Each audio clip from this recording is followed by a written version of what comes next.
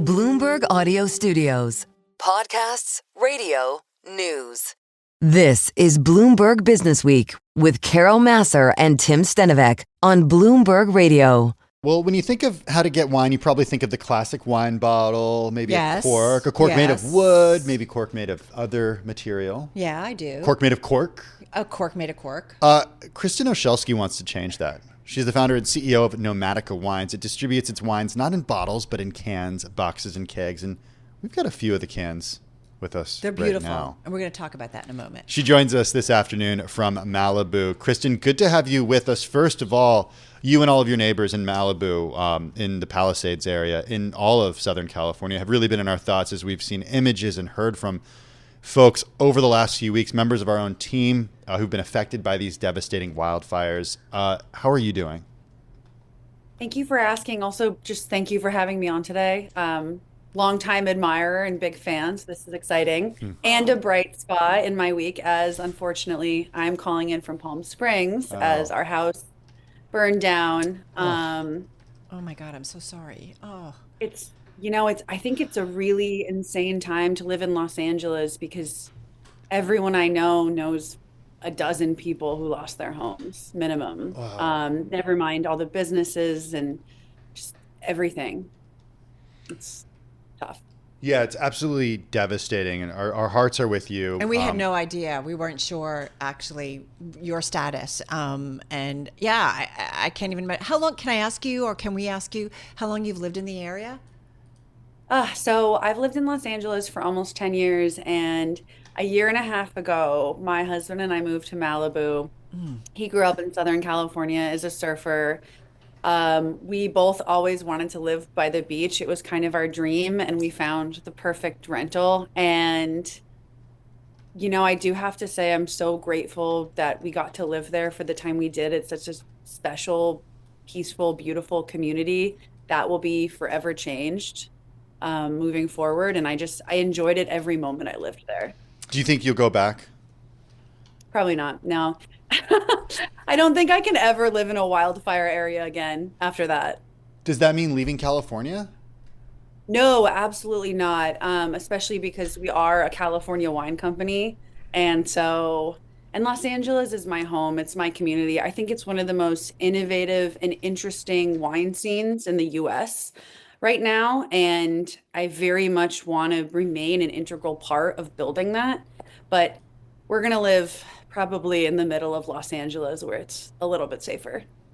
So let's talk a little bit about the wine that you mentioned. You do get the wine from all over California. Where are the vineyards that you source the wine from?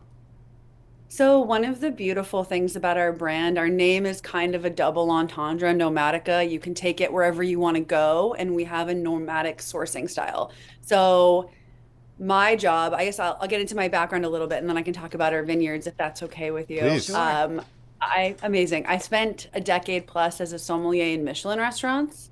So running and working in some of the best wine programs in the country, tasting the best wines in the world, typically talking to a 45 plus wine collector. And when I was working for Nancy Silverton at Ostria Mozza in Los Angeles, she was on a Netflix show called Chef's Table, and it entirely changed the demographic of who's coming in. For the first time in my life, I was talking to people my own age, and they did not want to drink wine.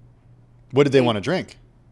Anything but wine, basically. So beer, soda, tequila, like anything but wine. So you said, I'm going to make wine because nobody wants to drink it.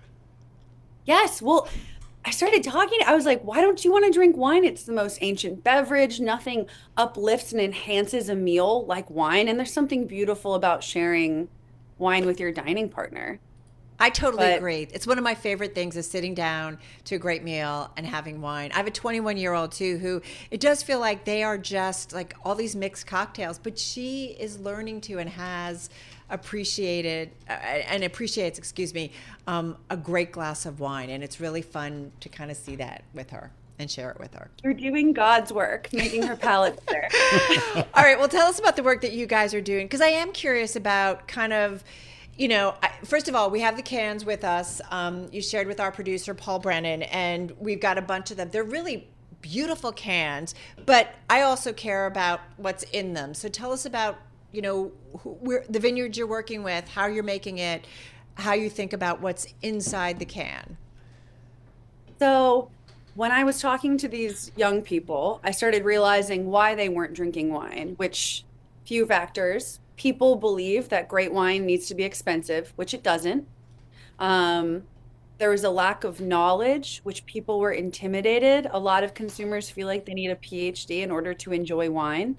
And there's a lot of misinformation about wine out there. So I wanted to be kind of a sommelier to the masses and curate and select styles of wine that would be, appealing to a wide range of audiences, bring the younger consumer back, and also make it really easy to choose high quality wines. So I brought on famed, amazing winemaker Kent Humphrey and Corey Alberry, who's our current director of operations and winemaking. Kent Humphrey ran Eric Kent Cellars, makes award-winning Pinot Noir and Chardonnay up in Sonoma. And Corey has spent time over a decade running some of California's best vineyards and also spent some time at Costa Brown.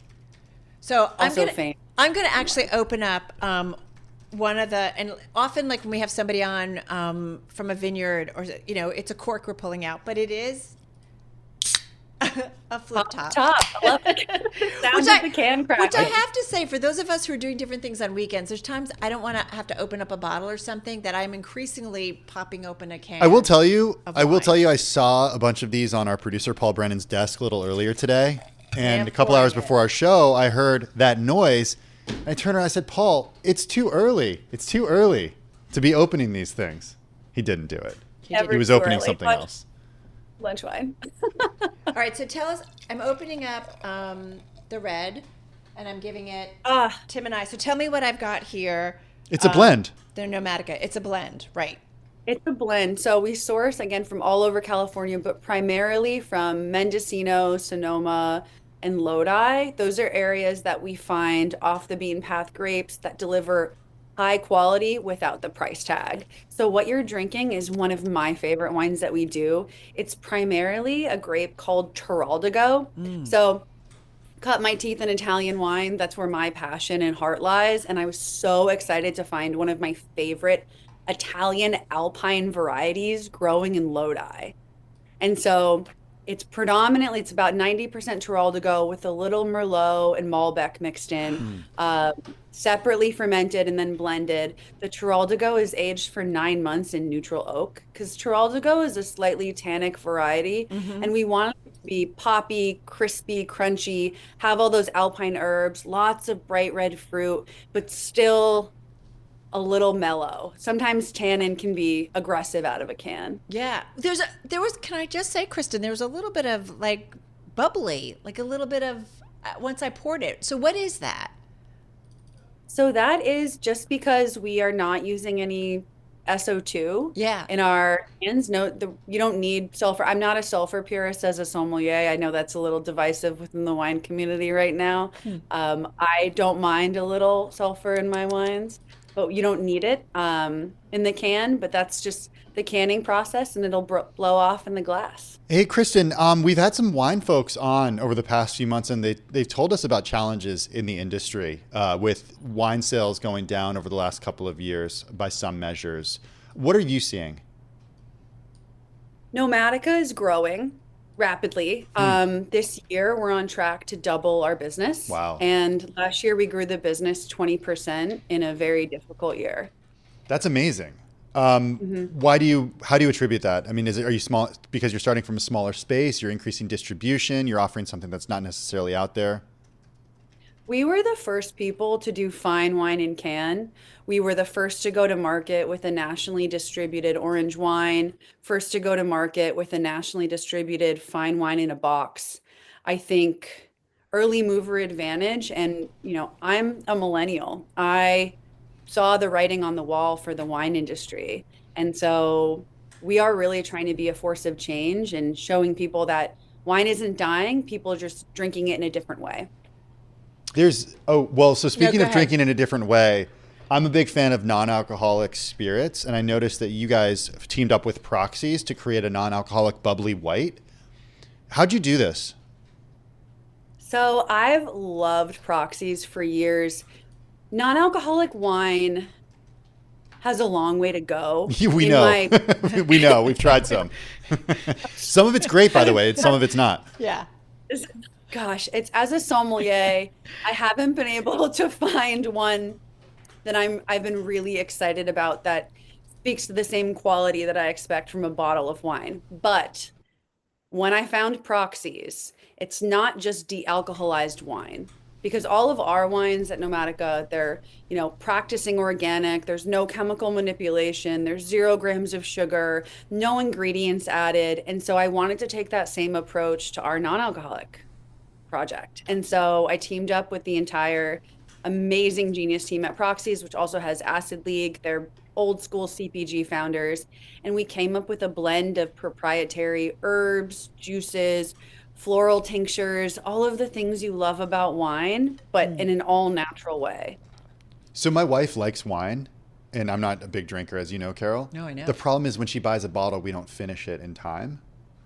That's why these single serve cans work for us. It's exactly why we do it too. Listen, this has been a lot of fun, and I hope you will come back because we've run out of time. But I also love this whole idea of these responsible farming practices, because I feel like we are increasingly, vineyards are seeing what's going on in the climate, and so they understand about figuring out how to do things, thinking about the environment and doing it sustainably. Kristin, we wish you well, and so glad you could join us, and we look forward to you joining us again. Have a great weekend. Kristin Olszewski. Excuse me, Olszewski. I only had a little bit of wine, but it's been that kind of week. Kristin Olszewski. She's founder and CEO of Nomadica Wines, Nomadica. This is Bloomberg. Well, if you've been listening or watching, we just spoke with Kristin Olszewski, the founder and CEO of Nomadica Wines. We learned that she lost her house in the recent fires in Malibu. Sadly, she's not alone. CAL FIRE says at this point more than 16,000 structures have been destroyed. Not all of those have been homes, but we're still waiting for a full accounting of the devastation. When someone loses a home, they lose not just their place to live, but all of the daily essentials that one needs to live. So in addition to losing those things that, might be very valuable to us from a sentimental perspective, like you have old family now. photos, you have nothing. You need clothes, you need cooking supplies. If you have kids, you need baby gear, diapers, formula, school supplies. That's exactly where Baby2Baby comes in. It is exactly where they come in. It's a nonprofit that provides children with the essentials, and this organization has been extremely busy due to the fires out in the LA area. Kelly Sawyer, Patricof, and Norah Weinstein are the co-CEOs of Baby2Baby. They join us right now from Los Angeles. Kelly and Norah, it's really great to have you here with us. We want to get into what you guys have been doing, but Kelly, let me start with you. Just tell us about what you guys have been experiencing over the last couple of weeks. And I hope your families are fine. I hope your homes are okay. Thank you for asking. Yes, Nora's been evacuated, and I've had some people staying with me who lost their homes, but our team has also been affected. And it's been, everyone in LA is affected in some way or knows someone who's lost a home. So it's been a lot, but our team has been working around the clock. We have been able to distribute 6 million basic essentials. Wow. Some of those things you were mentioning: diapers, formula, clean water to make formula, cribs, car seats, strollers, food, and so much more. So we know that in a disaster like this, children are always hit the hardest. And a lot of people are focused on adults. So we're really focused on children and babies and all of their needs. So that's what we've been doing since the fires broke out. Nora, is this typically how a Baby2Baby responds? Because when there aren't natural disasters happening, which unfortunately seem, when it comes to timing, fewer and further between in this day and age, you're still distributing these items to people, especially kids all over the country who do live in poverty. How is now different than your typical round of giving this stuff away? Right. Well, that is true. And we have provided 450 million basic essentials to children over the last decade. And so the benefit of that is that we do have an expertise in this. And we obviously, although we're a national organization, our hometown is Los Angeles. So we do know it very well. And we know how to reach the most vulnerable kids. In this instance, the way that helped us is that immediately after the fires broke out, we were able to contact 470 partners that we work with on a day-to-day basis. So that spans schools, emergency shelters, evacuation shelters, hospitals, resource centers, entire state agencies. And that way we were able to garner their requests right away and start distributing immediately. I'd say the biggest difference of a lot is the same, because the items that are needed in a disaster or everyday poverty are similar, where diapers are always the number one item requested because they're so expensive and the need is so high. But things like formula, baby food, hygiene products, warm clothing, that all stays the same. I think what's different here is that it's hitting us so close to home. And so it's just, as Kelly said, our own team is impacted, and then, but then just working around the clock, but really knowing the city and the ins and outs very well. Yeah. And, we've talked so much here at Bloomberg about the people who have been displaced. And Norah, we're sorry about certainly the losses you have seen and all of your team members. It's just so dramatic. And just trying to understand, like, what's the way back, right, in terms of building and kind of getting back to normal. How do you guys continue to support these families that, may not be in a home again for a long time, and maybe moving around? So I'm just curious how you continue to support them and how that works. So we've been hosting pop-up distributions, whether at our headquarters or across LA County. And that's where we bring our team and all of the basic essentials that we provide. Just on Friday, we were at Dodger Stadium, where there were about 4,000 people in attendance. Wow. And we were distributing formula, blankets, diapers, hygiene items, warm coats. And we also set up a toy shop for the children who were there, just to bring some smiles to their faces. But we are across LA County doing these distributions to make sure families have what they need. We know a lot of families are doubled or tripled up in hotel or motel rooms. Some are sleeping in their cars. So we're trying to just be all over the city and be there for people and be, listening to their requests. What do people need right now in this moment? They don't need furniture yet. They don't need they're not moving back into a permanent home. So what do they need in this immediate moment? And those are really these basic essentials that we provide. Nora, I think people listening or watching right now, oh, please go ahead. I would just add that on top of that, we have orders from these partners going out all day long. Our trucks are driving around the city. And so by partnering with an evacuation shelter, a homeless shelter, a school, a resource center that we work with year round, they know where to reach the families. So that is our model, and it's the way that we're able to scale the most and be the most efficient during a disaster, is that we can find the families even in their temporary shelter during this period. Hey, Kelly, how can people help? People who are listening or watching right now, I know you have the partnerships certainly with these companies, and also a lot of people I think are familiar based on the celebrities who are involved in the organization as well. But if somebody listening or watching right now wants to help, how can they do it? They can donate baby2baby.org. We have an LA Fire Relief Fund set up. And we also have corporations reaching out to us. We work with so many corporate partners, year round, who donate diapers and formula and palletized, like, large donations to us, which are in our high need categories right now, which are diapers, formula, blankets, children's clothing, things like that. And then also we have volunteer sessions twice a day, every day at Baby2Baby at our headquarters here in Los Angeles, where we've had people coming in to pack up these kits for the children we serve, whether it's warm coats and blankets or bundling up the hygiene items and getting those ready, right, so that we can do distributions and get them to our partners on the ground. All right. Well, we wish you good luck. And of course, that's Baby2Baby. That's the number 2 if you're looking for information. Baby2Baby.com. Kelly Sawyer, Patricof, Baby2Baby.org, excuse me. Kelly Sawyer, Patricof, and Norah Weinstein, the co-CEOs of Baby2Baby, joining us. And this is Bloomberg.